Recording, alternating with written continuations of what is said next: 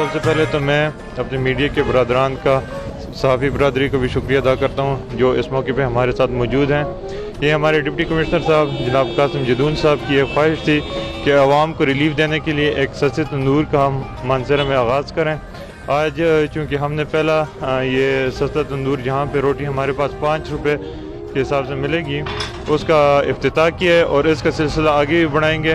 और मैं शौकत सुल्तान साहब को, DFC साहब को और उनकी पूरी टीम को भी खराजी तहसीन पेश करता हूँ जिन्होंने हमारी मिल एसोसिएशन के साथ मिलकर नान भाई एसोसिएशन को ऑन बोर्ड लिया और एक सस्ता तंदूर आवाम को रिलीफ देने के लिए इसका इनेकाद किया। और आप तमाम लोगों से मेरी ये गुजारिश भी है कि जो हमारे थोड़े से वेल ऑफ लोग हैं वो यहाँ से ज़्यादा परचेज़ ना करें, क्योंकि जो मुस्तहिकीन लोग हैं पहले उनका हक़ है ताकि उनको मिल सके। उसके बाद तमाम मंजर के जो भी अगर यहाँ से लेना चाहते हैं किसी पे पाबंदी नहीं है, लेकिन जिनको रिलीफ देना है पहले उन तक रिलीफ पहुँचे।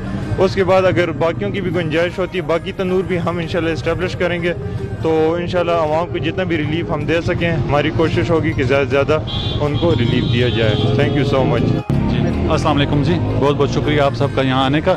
जैसे कि असिस्टेंट कमिश्नर जवाद सरदार साहब ने तफसील से आपको बताया कि हमारे डिप्टी कमिश्नर साहब डॉक्टर कासिम अली साहब की ख्वाहिश थी कि आवाम को ज़्यादा से ज़्यादा रिलीफ देने के लिए कोई ऐसे इकदाम ज़रा मानसरा में उठाए जाएँ ताकि लोगों को ज़्यादा से ज़्यादा रिलीफ मिले। इस सिलसिले में जो आज जो कड़ी है इसकी, ये सस्ता तंदूर जो 5 रुपये रोटी है, ये आज इसका इफ्तिताह है। तो ये आम जो वज़न रोटी बाज़ार में मिल रही है वो इसका वज़न भी वही होगा। तो जिस तरह एसी साहब ने कहा कि मैं भी सबसे अपील करूँगा कि जो साहिब हैसियत लोग हैं उसमें बढ़ चढ़ के हिस्सा लाएँ, अपना हिस्सा डालें, वो रोटी 10 रुपये की ख़रीदें। और जो साहिब हैसियत नहीं है, जो मुतवस्सित तबका है, वो रोटी 5 रुपये की ख़रीदेगा यहाँ से इंशाल्लाह। तो आप सबका बहुत बहुत शुक्रिया। तो जहाँ तशरीफ़ लाने का, दुआ करें सब अल्लाह पाक सबके रहम फरमाएं। आमीन।